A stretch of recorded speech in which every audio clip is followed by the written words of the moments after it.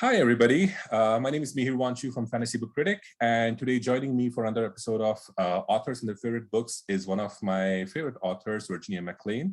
She is a past SPFPO finalist. For those of you who don't know of it, that stands for it's the self-published fantasy book Bogloff, organized and hosted by Mark Lawrence. She's also the author of the Gensokai fantasy books and the Victoria Marmot urban fantasy books. And she's also the organizer and founder of Wherein, which is going to be coming up pretty soon. So, Virginia, would you like to tell our viewers a little bit about yourself and the title that you've chosen for our talking today? Sure. Yeah, so as you already stated, I write epic and urban fantasy both. And so it's perhaps no surprise that I chose the author that I chose, who really, I love the whole author, and picking a single book of hers was really hard. But for the purposes of a day, I'm claiming this is my favorite. Because I can never choose. But the book I chose was Black Sun by Rebecca Roanhorse, and I adore this book on so many levels. But really, like, I would read anything by Rebecca Roanhorse. She could write an instruction manual on how to assemble shelves, and I would eat it up. So I chose this. It's the most recent book she's written, so that's convenient. But it is also, I don't know if I like it more than, it's so hard to compare epic fantasy and urban fantasy, and I love them for different reasons. So I have a hard time, like I said, a really hard time choosing, but part of why I chose this one is I love so many things about, I love that about her urban fantasy. I love so many different things about it on so many levels. I think the fact that it does so many things I haven't seen done before, or at least not done often, that's part of why I chose it as well. And I don't know if I should wait on the whys of that until we get into the questions. I don't want to jump ahead too much, but anyway, I chose that for those reasons. Perfect. Thank you for reading that. And for the viewers, that is The Black Sun by Rebecca Roanhorse. It is the first book of the Between Earth and Sky trilogy. But it is not her debut book. I believe she's also written a previous urban fantasy series called The Sixth World, of which there are 2 books out currently. Those were the titles that Virginia was referring to. Yeah. So jumping right into it, Virginia, because I know you want to talk about this book. What makes this book so special to you, and why did you choose it? So the fact that this is epic fantasy inspired by Mesoamerican culture and indigenous cultures is freaking just like so amazing on so many levels. I mean, Roanhorse writes amazingly no matter what she's writing. But the first 2 books of hers that I read were both urban fantasy, and a very different feel in terms the feel of the genre, right? Like, they feel like urban fantasy, sort of post-apocalyptic-ish, and urban, and they meet those tropes well. Whereas this is epic fantasy and has all the feels of epic fantasy, and yet is in a setting that we never see, and is so freaking cool. Like,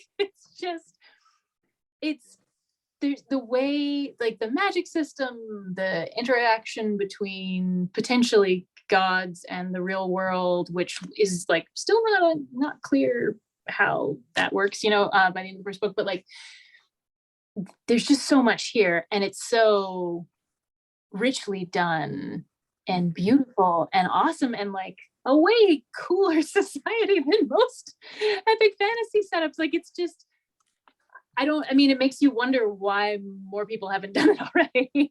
I think, like, I got to the end of this book and I was like, why are tons of people writing in worlds like this? And part of that is because it's not necessarily culturally appropriate for everyone to be writing in worlds like this, but there are tons of indigenous fantasy authors who could be, and it's amazing, and I want to read more of it. So if anyone out there would like to do it and it won't be culturally inappropriate for you to do it, please do, because I want to read more of these.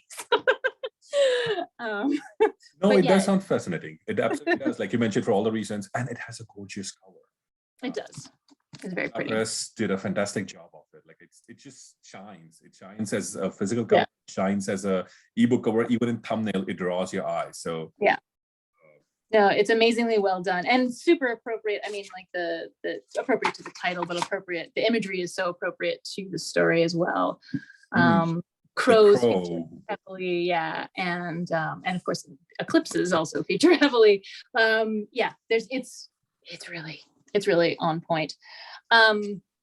Yeah, and then I mean, Roanhorse's writing is just, it's so strong for me. Like, obviously everyone has their preferences. I am someone who prefers a little less individual details of descriptions of scenes and stuff, and a little more pacing, action, even thoughts from characters, preferable to like, here's the scene. But and yet the descriptions are rich enough that, at least in my head, like, this world was incredibly vivid and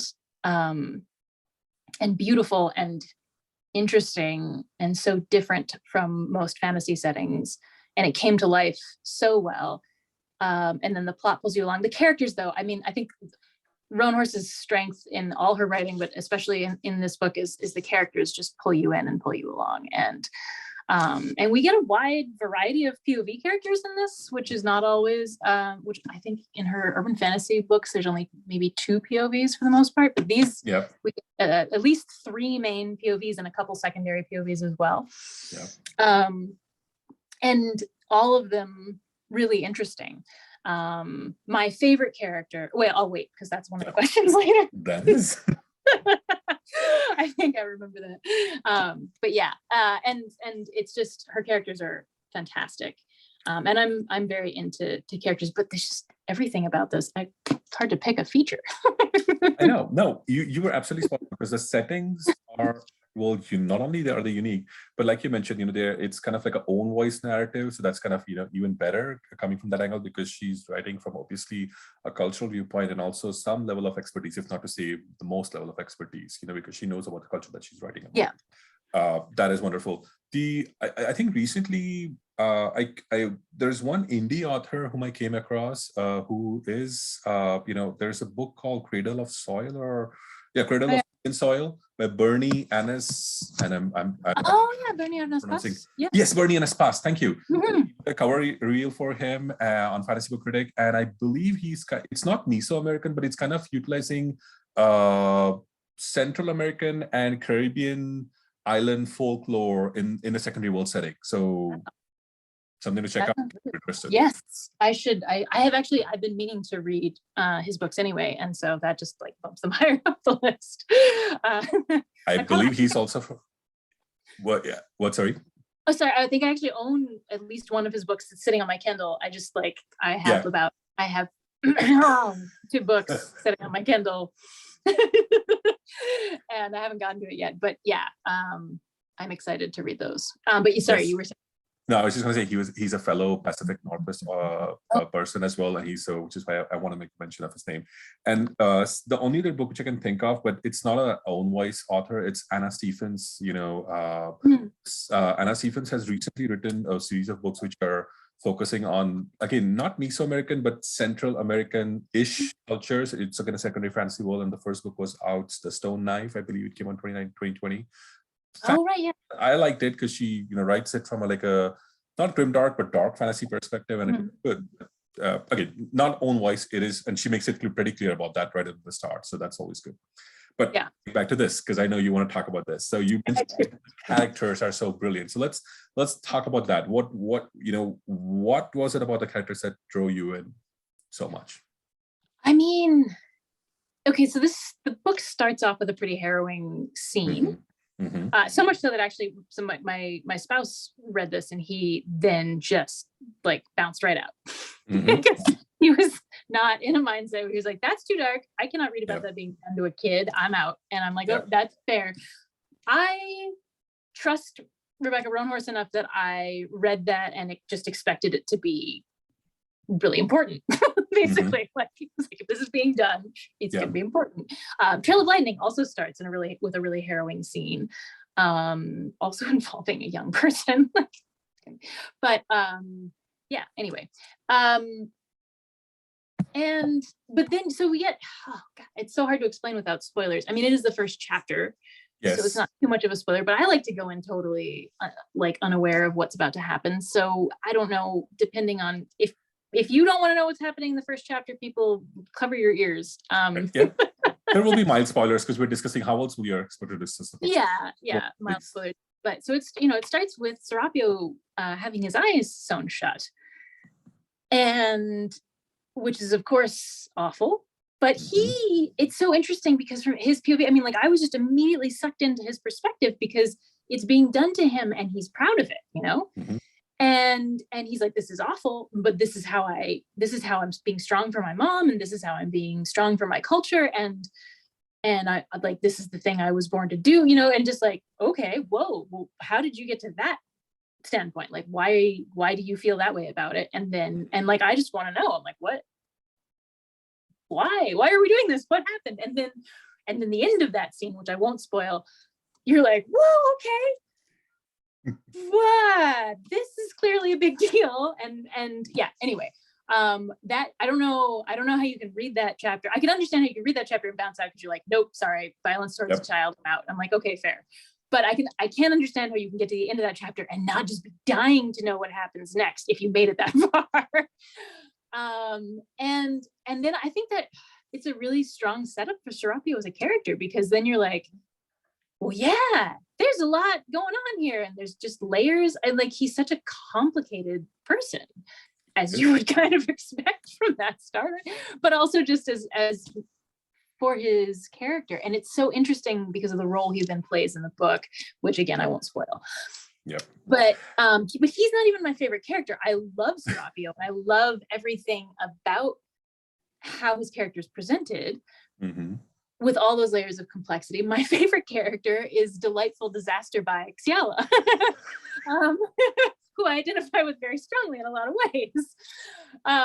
And she's amazing. And from the first page she showed up, I'm like, you are my person. This is like, I am reading this book for you. And I would have, like I spent the entire book being like, nothing bad better happen to you. You are the person I'm following.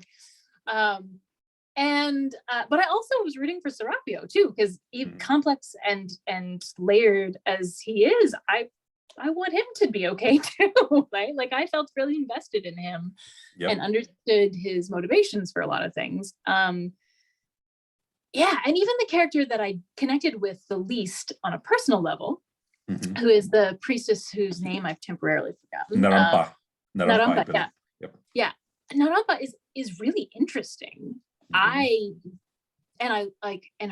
her backstory in particular is very interesting. The secondary characters she hangs out with are really interesting. There's a ton of stuff going on with her plotline that I found really fascinating, and I connected with her the least, and still was really drawn into her story. So, and I always love that. I love when a character who isn't a me character, right? A character that's like, I don't personally identify with you, but I find you fascinating. I love that. I love when I'm drawn to find out more about that character, even though I'm like, I don't really get you, but I like finding out more about you. So that was really well done. And I was super into all the characters, but Ciala's my favorite. all valid points, and I like that you call her a delightful disaster. For the readers, you will find out why Virginia has classified her as such. And to be fair, and I know this is mild spoilers, but Serapio, whatever is done to Serapio is done by his mother. It is done from a place of love / something else. Expectations, expectations. So maybe mythology, maybe she wants something to happen, or she knows that there's something else going on. There's like a whole mythological feel to that whole, like the prologue, so as to speak, because it all is done with of course, he's a child, so he's technically not able to give consent, but in that moment he is agreeable to what is being happened.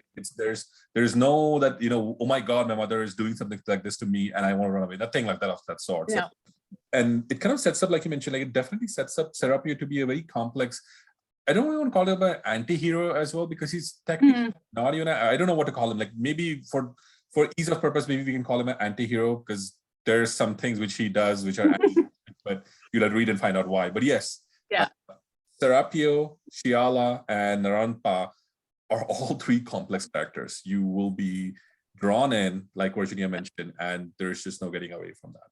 Yeah. I mean, they just rope you in and bring you along for the ride. And I don't know, anti-hero is hard.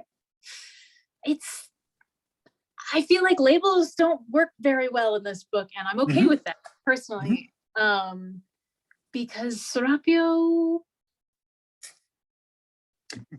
there's so many pieces behind it. Yeah. Earlier, before we started recording, we were talking a little bit about politically complex books, right? Books that have all these machinations going on in the background and stuff.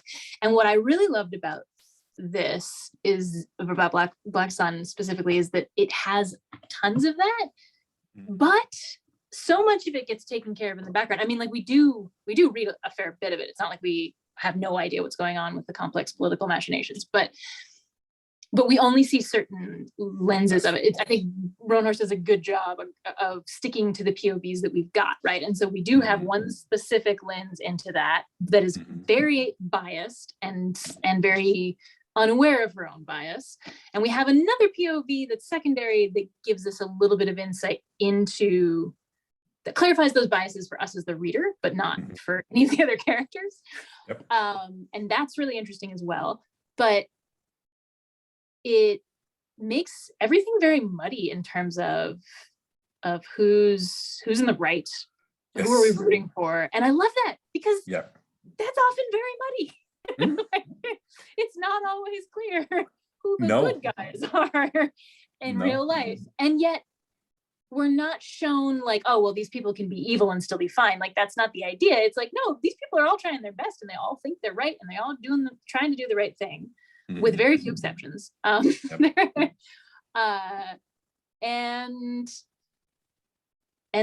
it's complicated, and I love that. And that was another thing that I think, and Roanhorse does that well in all her books, but it was really fun to see it in an epic fantasy setting with all the political machinations and stuff, which is, I think, one of the things that makes epic fantasy epic, if we're going to talk about like this sort of like worldwide or known worldwide ramifications of an event, and that there are multiple parties at play and stuff. And that's not true of her urban fantasy Trail of Lightning and Storm of Locusts, because I mean, because it's a much narrower focus. It's urban fantasy, and so there's definitely world-ending stakes, but it's not as much of a crazy political machination setup for those.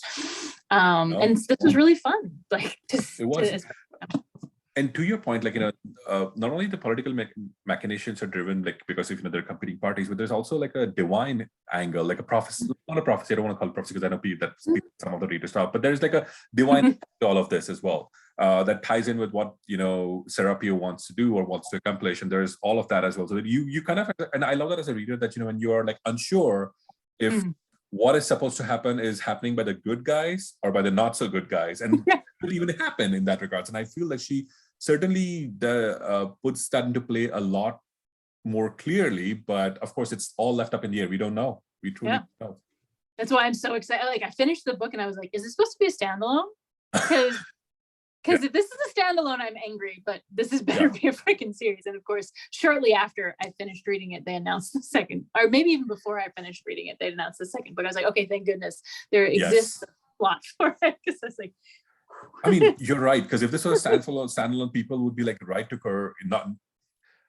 would be right to curse her out, is all I'm saying. Because this book ends, you cannot have this as a standalone. You have to have this as a standalone. That would be sheer torture, that you give us an interesting concept, you give us an interesting world, and then you end it in such a way, and then you just expect us to be like, that the characters lived on. Imagine. You decide. You figure out how to end it. So no, it's definitely at least a duology. I don't know how much longer it's going after that. I hope farther. I think it's a trilogy, if I'm not wrong, but I could be wrong. As far as I had read up and I heard about it, like, it is a trilogy, but maybe it can extend into a series if, it becomes popular. Which kind of leads me to my next question, because I know the sequel, Fevered Star, is coming out next month. I want to ask you, how excited are you to read it? But also, what are you anticipating from it with regards to the characters, the world scenario, everything? Well, I'm very excited to read it, obviously. And I actually meant to reread Black Sun before this interview so that I'd be like, really up to speed on the interview, and then also like have reminded myself of everything that happens in terms of the book so that I'd be ready for the next one. But I didn't have time to do that. But luckily I found that as soon as I picked up the book and started, I like just checked the cast of characters at the front, and suddenly everything came back to me. I was like, oh, great. I remember like 90% of what happens in the book now. So, phew. Because I may not have time to reread this before the next book comes out as much as I want to. But I also like, I'm bad at that. I'm bad at like, okay, I'm going to take time to reread this book before the next one comes out. So instead I'm like, no, I just really want to read the next book. I don't care if I remember the details or not. Yes. I just do it. I mean, kudos to the people who can do that, but I can't. If it's the next thing is there, I want to read that. Exactly. Well, and that's the thing is like if I start a series that's already done, I just dive straight into the next book immediately. But when I'm not, keeping up with publishing dates and I'm waiting a year between books, I'm like, oh, do I remember what happened? Mm-hmm. My memory's not great anymore, but I usually do by the time I actually pick it up. But yeah, what I'm expecting, I mean, I don't know. Like the great thing is that this really could go in just about any direction the way it was left.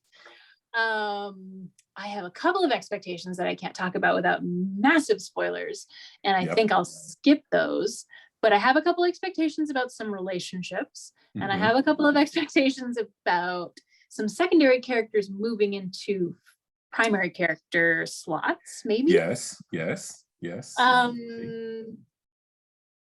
And I think that's like the most I can say that's vague enough to not be spoilery. But I mean, I guess I would like there to be more resolution, knowing that it's going to be a trilogy. I will like that helps me manage my expectations for what's going to happen in book 2.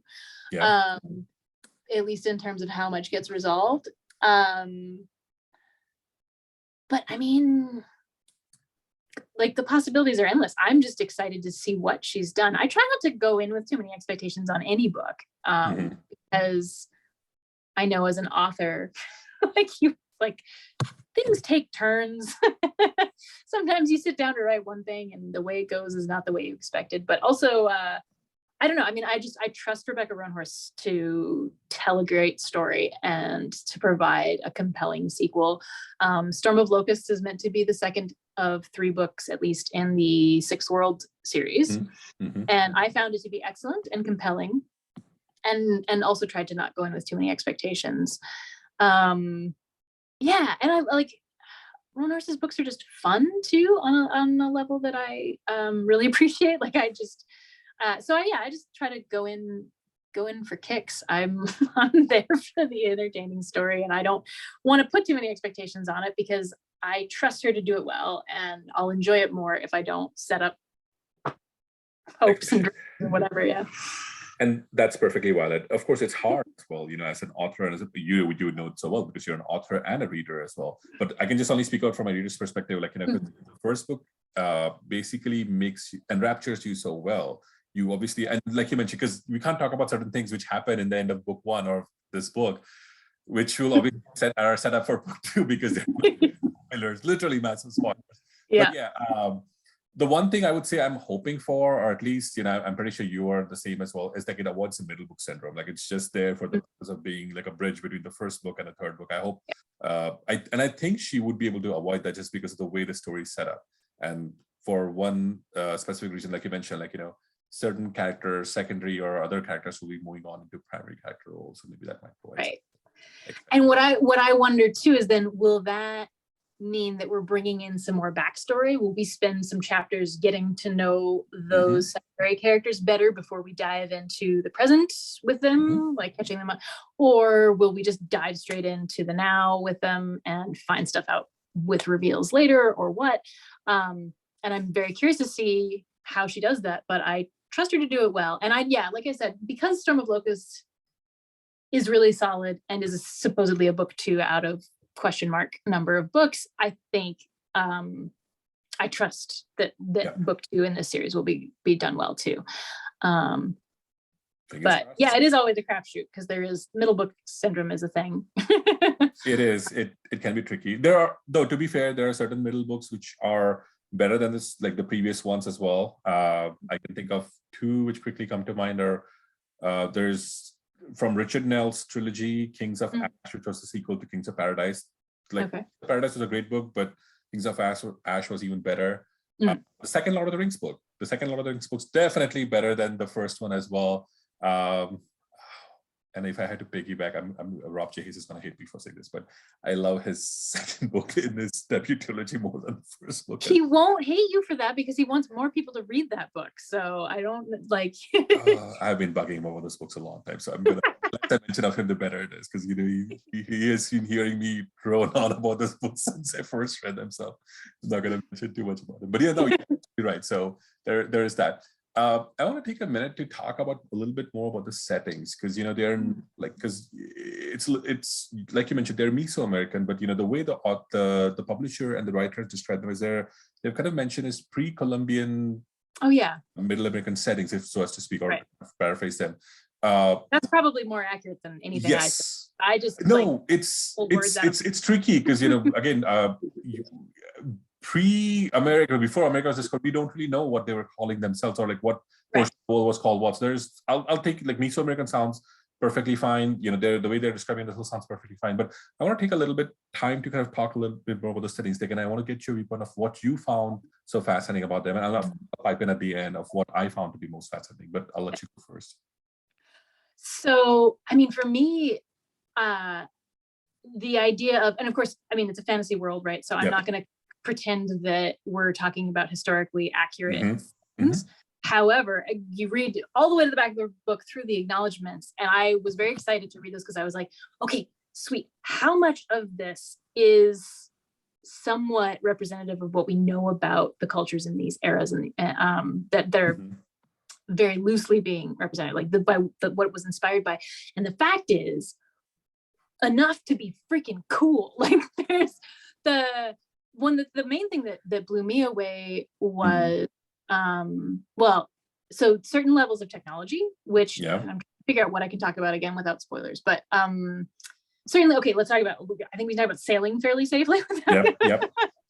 And of course it's interesting, like that my expectations were largely met with the sailing pieces because they did need to stay close to land. So we're dealing with like trireme-esque type sailing, but still like a longer voyage without refitting than I would have expected, and pieces like that which were somewhat accurate. That part I kind of knew about because I'm enough of a sea nerd to know that there are a ton of indigenous cultures that were doing like trans-Pacific sailing in freaking canoes, right? Like that's amazing. Yes. And so I had actually heard of that type of stuff before. And so that was more like wow, mind-blowing, but it was still really cool to see it in a fantasy setting. But then like the freaking cities. And of course, this is where there's a fair bit of conjecture, but our historical awareness of the complexity of these cities, like we see all these palaces and stuff that that have been unearthed. And a lot of like the original assumption was just like, oh, these are just like places of religious worship that are massively important. Like actually, like the more they look into it, the more they're like, no, actually, like this was a market and this was like where people lived and these were like apartments. And you're just like, and so what Roanhorse has done, and I don't know, again, like I'm not familiar enough with those cultures historically. And again, it's fantasy and it's inspired by and not accurate, not meant to be accurate, right? But what is so freaking cool is the way that she's built those cities and the level of technology in those cities and the level of like just like communication, clothing, forms of currency, all that stuff. It's just really freaking cool. And it's an insight that, again, not 100% factual, but it's like it's just really neat to see that and then go look and like, okay, so what do we actually know about the plausibility of this if it were real world, which again, it's not. No one needs to worry about that.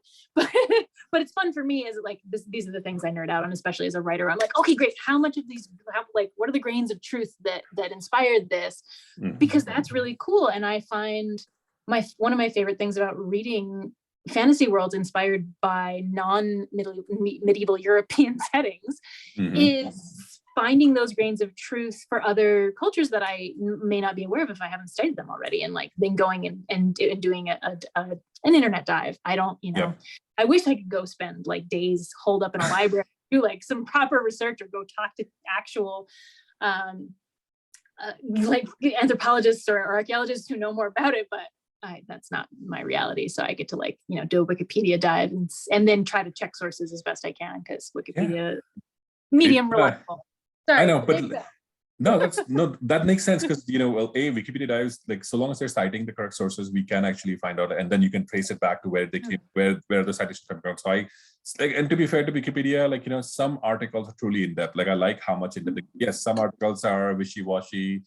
Citations are always tricky, and sometimes they just keep on citing one after the other, and it's the same thing over and over again. But compared to them, yes, some of the articles which are written, and of course it depends on who edits them and who writes them, they're really wonderful.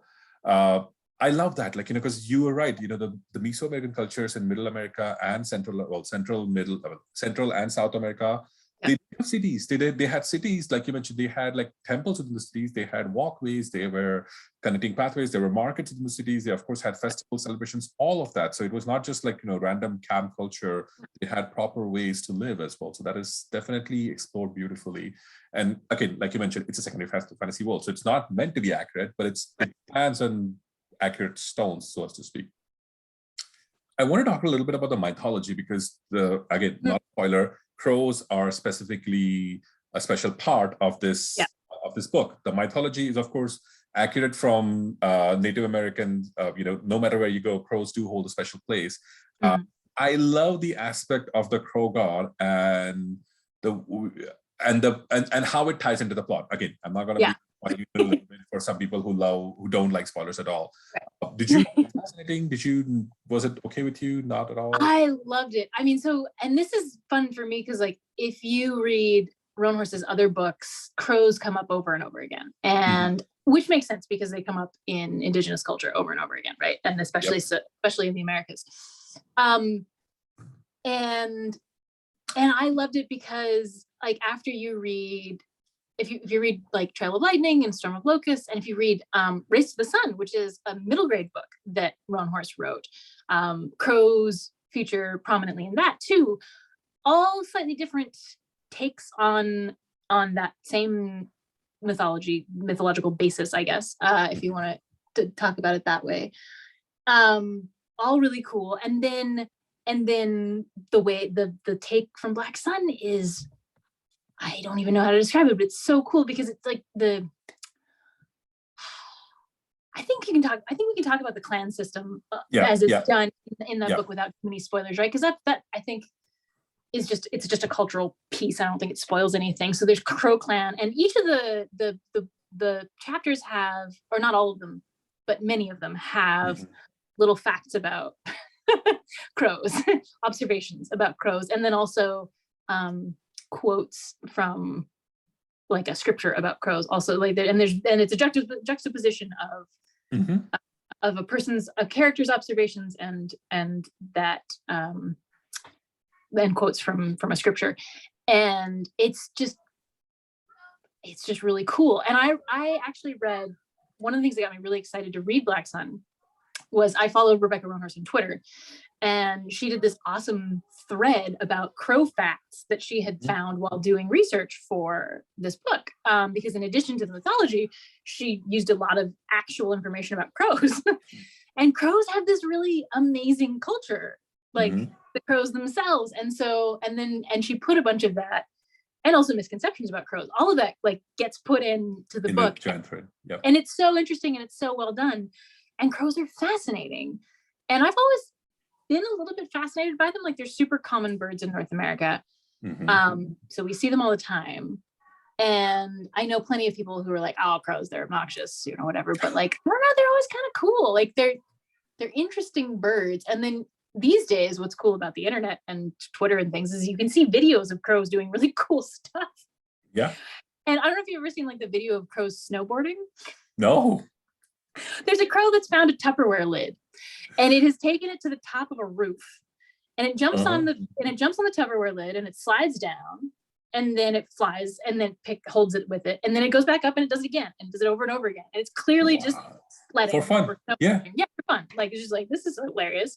And it does it for a while. And I don't know if the crow gave up or the video just stops because the person's like, well, I've watched the crow do this 15 times and now I'm going to do something else with my time. But but it's a really cool video. And it's just because I love examples like that of animals doing stuff we don't expect from them. They're just like having a good time or clearly communicating to each other or whatever. And there's so many examples of crows having this really interesting hierarchy and interesting culture and like cultural memory and like notifying each other about threats in the area and also grudges and like all kinds of interesting. It's just really cool. I love it. I'm fascinated by it. And I found like having it integrated into an epic fantasy book the way it was amazing. And I loved it. So all fascinating points. Because you're absolutely right. Crows are intelligent creatures. And this is not just in the indigenous mythology. They're there, of course, within European mythologies as well. To speak, they're at least are mentioned as being smarter creatures in Eastern Asian mythologies. I believe there's not really a lot in South Asian mythologies, but they are mentioned as creatures of intelligence. And of course, some gods and godlings have them as like pets and messengers because they're that smart. They can be trusted to do the things and things left unsaid as well. So you're right. There's a historical concept of them being smart birds. And of course, like you mentioned, the sledding thing that transcends being a bird. Like the bird was having fun for just the sake of having fun. I want to look up that video now later on. Yeah, go find it. It's so cool.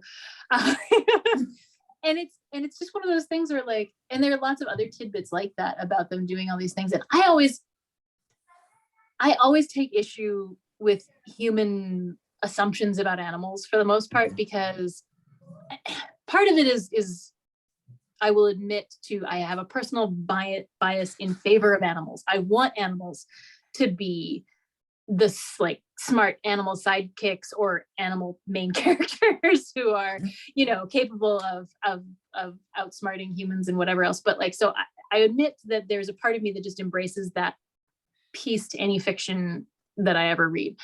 But also just in the real world, like my experience with animals, I've volunteered at a number of rescue centers and worked with wolves and worked with other animals extensively. And like, we always underestimate them. Like, I feel like it's pretty hard to work closely with animals and come out of it being like, this animal is dumb and doesn't know blah, blah, blah. Like, those are always our statistical analyses. It was like, well, this, we tried to teach the thing how to do math, but it couldn't do math. And like, yeah, but it can smell an earthquake. Yeah. Like, or whatever, like smell, sense. Like there are so many things that animals can do. And just the fact that we cannot communicate successfully with animals, we deem them unintelligent for that reason. It's like, dude, it's not the crow's fault that we don't speak crow. It's not like, it's not the dolphin's fault that we don't speak dolphin. There are there are so many different kinds of intelligence. And the thing is, we do this with humans as well. And lack of success at communication, we often write off as lack of intelligence, which is ridiculous because two people don't speak the same language. They could both be geniuses and be unable to communicate, right? So, and so I feel like we have a lot to learn about all animals, every species. And so when little things like that are thrown into fiction and an animal's specific intelligence that is not equivalent to human intelligence is appreciated, I love it. It's a very valid point. Also, it's also work of, I think, evolution, that that humans have come on top of this whole pyramid of the world. It very well could have been like, if something had worked out in such a way, maybe crocodiles or elephants, or if this was an aquatic world, dolphins would be the most advanced species. And some dolphins or maybe some elephants would be discussing the human being stuff, or at least the monkeys, as they would call us, that advanced enough to do the stuff that they are doing. So it's like an evolutionary quirk that we are at this moment discussing this. So I can hear you on that. I want to shift a little bit to talk about this. I don't know if you had read this or not. I just happened to, when I was doing a little bit of research for this, I came across this factoid that apparently this book series has been optioned for a television show by AMC. It's not happening as of yet, but that's what I've read, like according to Deadline. Like they basically took the rights to this show and it's headed to AMC Studios. But of course, as we all know, just because they take the rights and if it's optioned, doesn't mean that it will get made. But How freaking cool is that? That the show can. There's a possibility. Now we are living in the golden age of SSF on TV that this can make. This can happen. It's more than a possibility. So the last update from, again, Rebecca Roanhorse's Twitter, which if you want to know like the most up-to-date stuff, please, was that she was talking about she knew who was going to be directing, and it's someone she was very excited about. So that means they've moved even farther forward. It's not just headed to AMC. They've picked out a director. Not sure if she knew who was writing the script yet or not, and whether or not she was going to be involved in the writer's room. I really, really hope that they invite her to the writer's room. That is not a guarantee by any means, as all of us know. But I hope they do, because there's so many things that I would like to see handled properly. But she was very enthusiastic about who was going to be directing, and that they had a good vision for it. So that's awesome. Yes. Of course, it's not like you can hop onto Twitter and be like, "Oh, this is gonna suck." But she could have just not said anything, and instead she was enthusiastic. So I think that's a good sign. No, definitely, that's a huge sign, because if at least that from my perspective, it means that whoever is making the series, at least keeping her in the loop. That's huge, because you all know, unless you're George R.R. Martin, Hollywood doesn't care for you. And I think he was the only person who, not only person, but he was basically at least scripting one episode of the show in his first seasons, and then of course he had to walk off. But he had that, he was given the chance. They asked him, do you want to write this? I think they afford that to every writer whose show gets optioned or even made for Hollywood. It's a whole separate thing, and not every writer is going to be good at writing a script, etc. So you don't actually want every author involved to a certain degree. But I do like the idea of authors at least being present in the room, right? And Hugh Howie has had a few of his books optioned lately, but he's been in the writing room in on set. He's been traveling around lately, checking out on that stuff, which is super cool. But I think part of that is because he's indie, and so he and his agent negotiate that stuff themselves. And so I think, but that would be a good question to ask him. I can't remember if I asked him that exact question or not when I had him on CornCon, but yeah. So I would love it for her to be involved, because she does dialogue so well. I would be if she weren't useful at writing scripts, but at any rate, just to be there to consult would be nice. But who knows, whatever. I'm excited that she's excited. The fact that she thinks it's in good hands makes me feel better.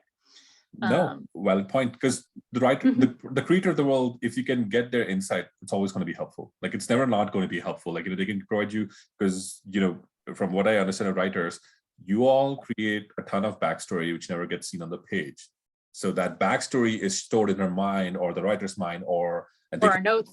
Yes, or they can freely access that, because then you can, of course, the book and the screen medium are totally different. What is a general dialogue between two characters in the book? We never get to see what's around them, but on the TV show, you have to show that, and that can add up. They can show bits and pieces over in there, which can help, the world immersion, so as to speak, from a visual medium. So I always love that. No, I mean, as someone who has probably, for Ginsokai, for example, which is, there are 3 books out right now. Each of those is 100,000 words or more. I've got at least 100,000 words of notes about the world that never make it into the books. I mean, they get sprinkled like that, but they're not. And so, if I, that's exactly the kind of thing that you would want a writer to be, or an author to be in the room to say, well, actually, I have the answer to that question you've just raised. Here, this is how that detail works, and that, why would you not want that as a movie maker? That seems like a very useful resource. Anyway, so I agree with you. Fingers crossed. Fingers crossed. It gets me to watch it, so it'll be fun. I know you have been mentioning the other books, her debut books, which she kind of mentioned which she wrote as an urban fantasy, the 6 World series. I want to talk a little bit about that. Did you discover them before you discovered this book? That's what I'm getting from, right? Now, I believe, like you mentioned, they were post-apocalyptic urban fantasy series. Yes. Now, you also write an urban fantasy series, or you have written an urban fantasy series. Many writers, from what I understand, are reluctant for many reasons, but just that they find it hard to read in the same kind of genre that they are writing in. Was that the case with you? Did you not have a hard time? That's a great question. I find that it depends on what I'm writing. For example, if I'm writing Blade's Edge, for example, is like they're very young characters, it's epic fantasy. And if I read my absolute favorite YA epic fantasy while writing that series, I would be trying to copy the voice of some of my favorite authors inadvertently. I would not be doing it on purpose, but I would just find that creeping in. And so it behooves me not to during that period. But I always try to read whatever I'm writing. I try to read a lot of, just to get a general idea of what else people are doing and what's going on and what to do and what not to do, things I like and things I don't like. And so with urban fantasy, there's such a variety of urban fantasy that I would not hesitate probably to read urban fantasy while I was writing it for the most part.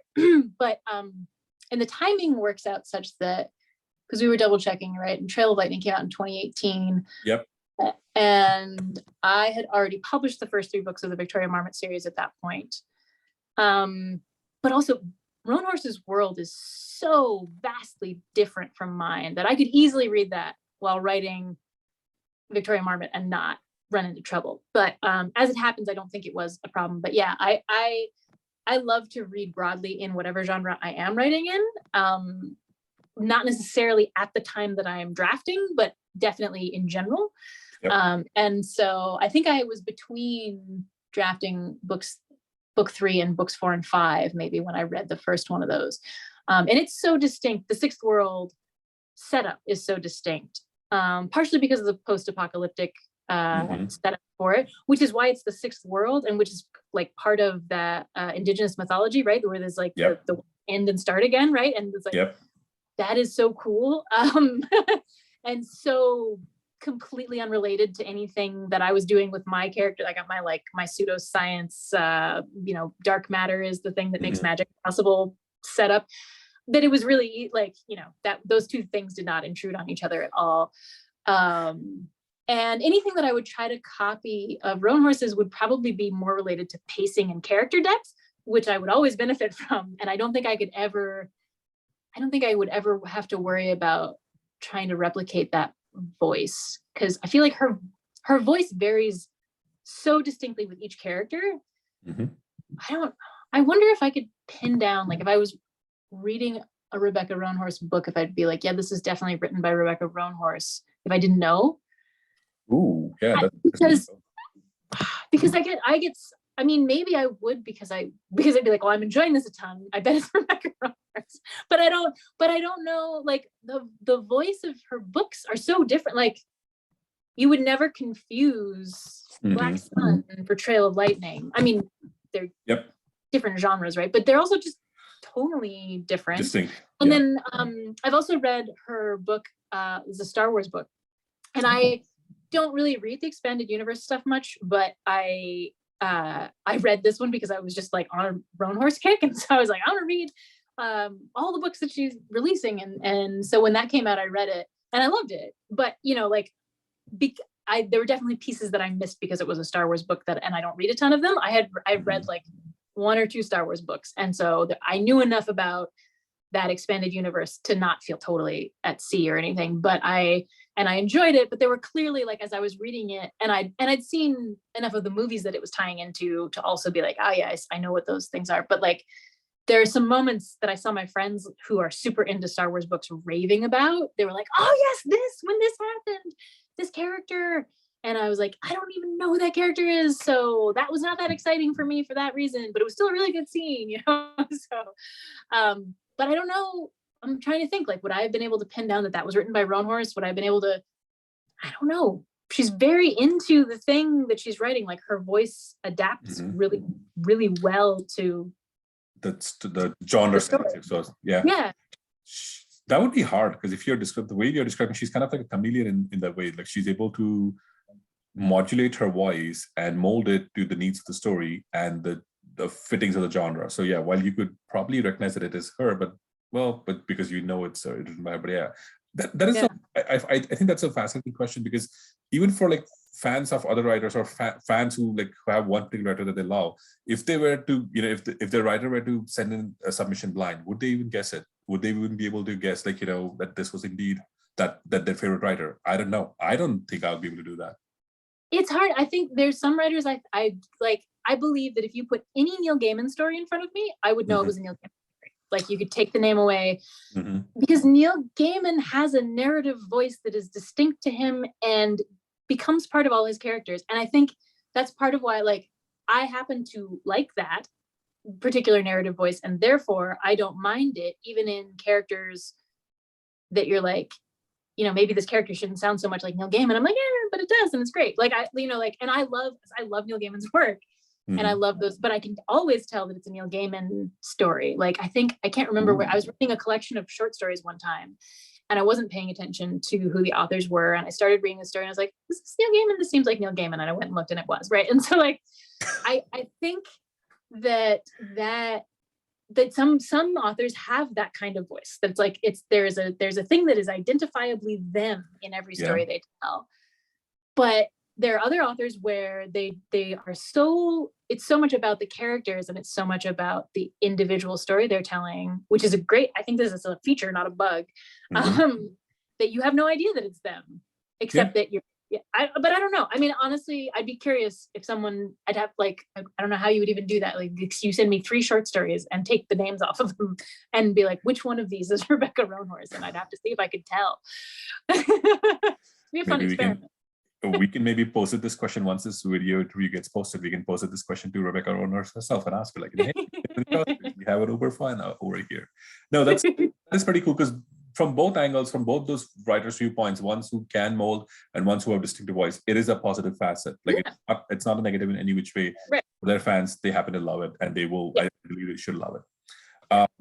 I want to shift gears a little, because we're kind of running out of topping points without spoiling this book, and I don't want to spoil this book for the people who want to read it on their own or who haven't read it as well. But I want to talk about your most recent successful Kickstarter, about the Alchemy of Sorrow, and basically just the whole thing, because it is a fascinating concept what you have come up with and the writer crew that you have assembled.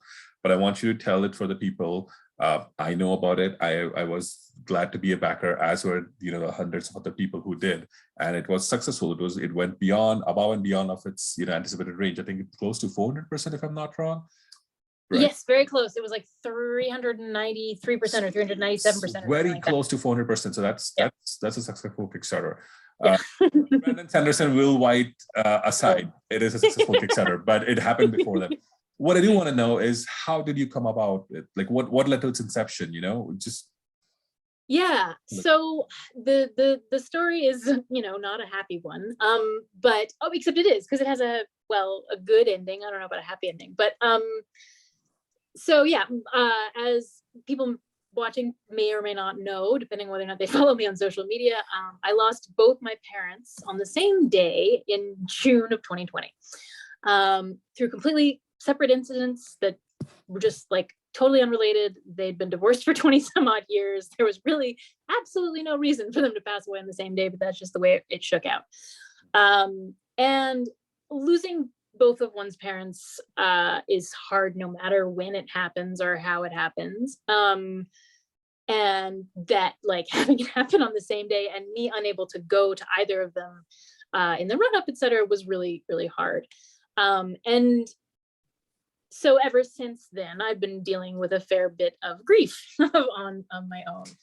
And it's been more of a struggle than it might have been otherwise, because, sorry, I'm just noticing that I'm losing the light. It's getting dark outside, and now I'm like, oh, how do I get my lamp to actually shine on my face? So it's been hard to not be able to go see my family, and it's been hard to not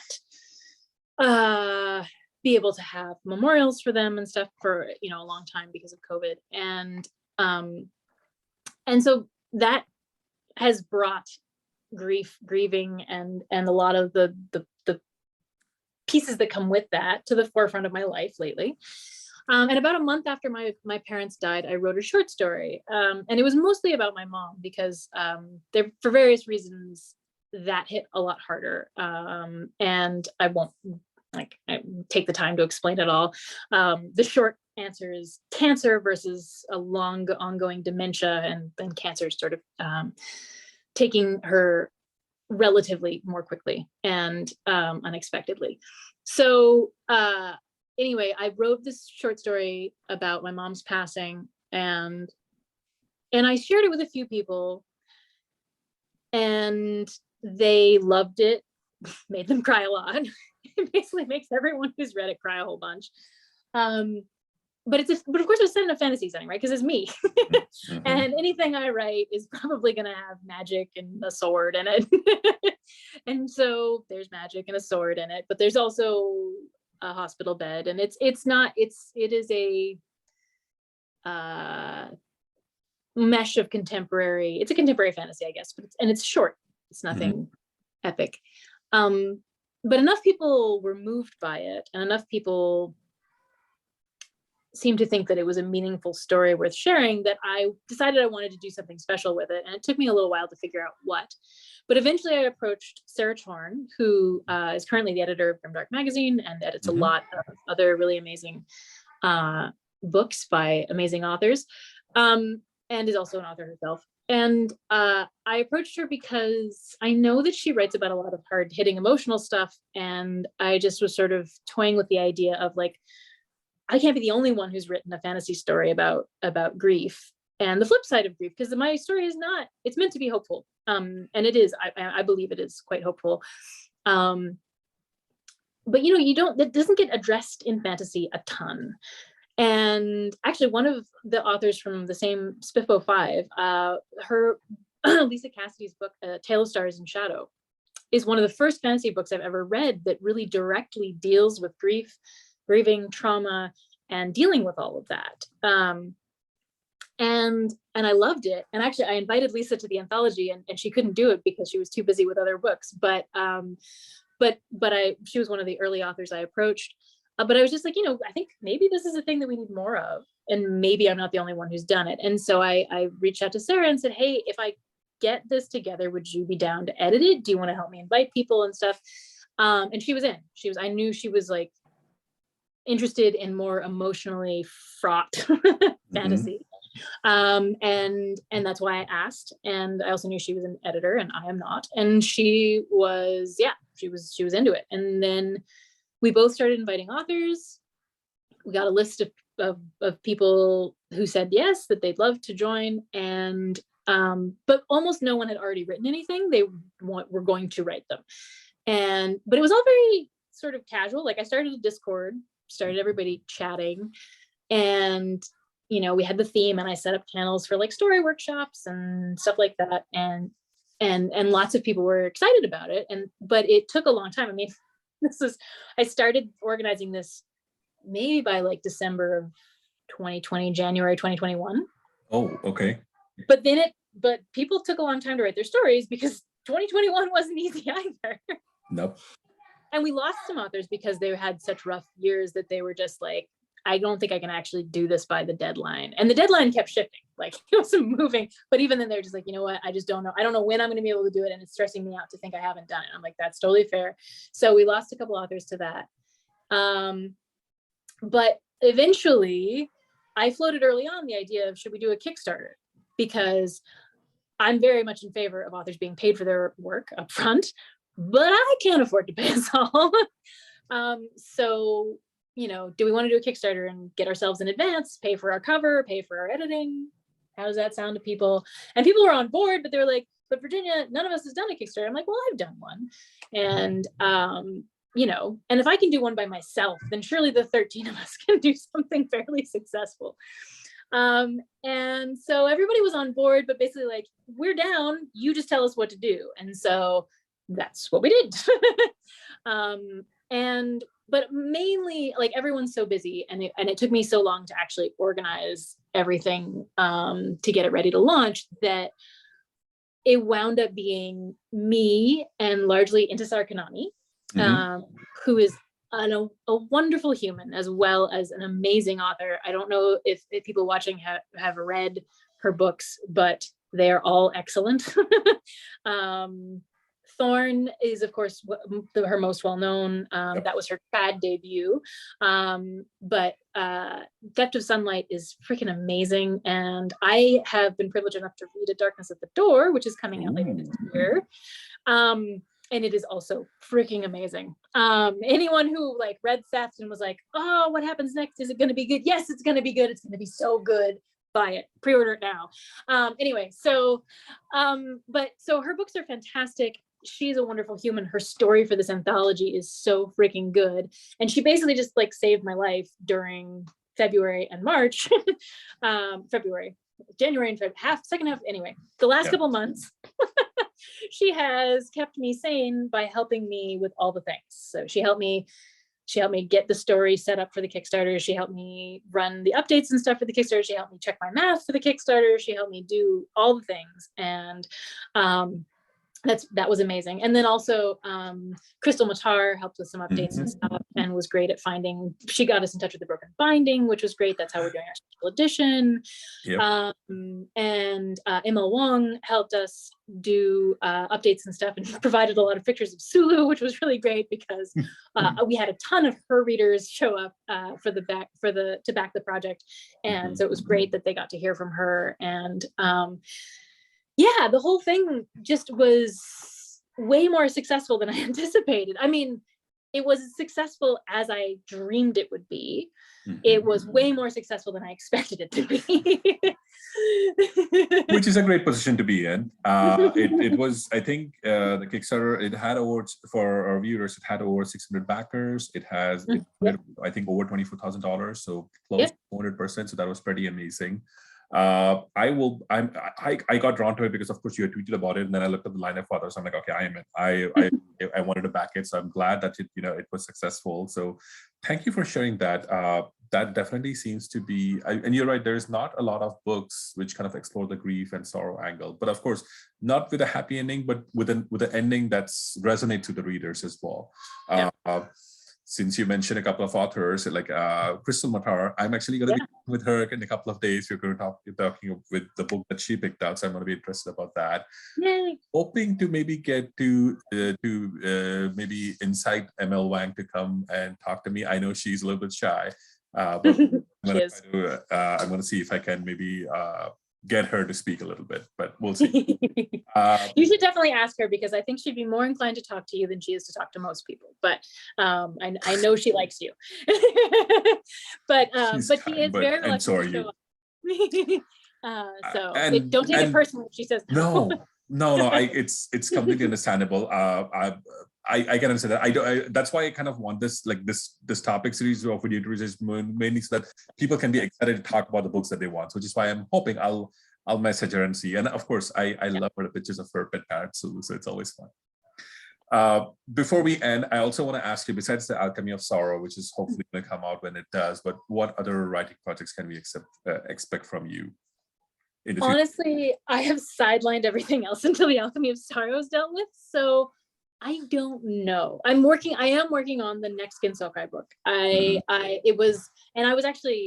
was plowing ahead with it up until like November. And then I had a nasty bout of depression and I just didn't write at all for a couple months.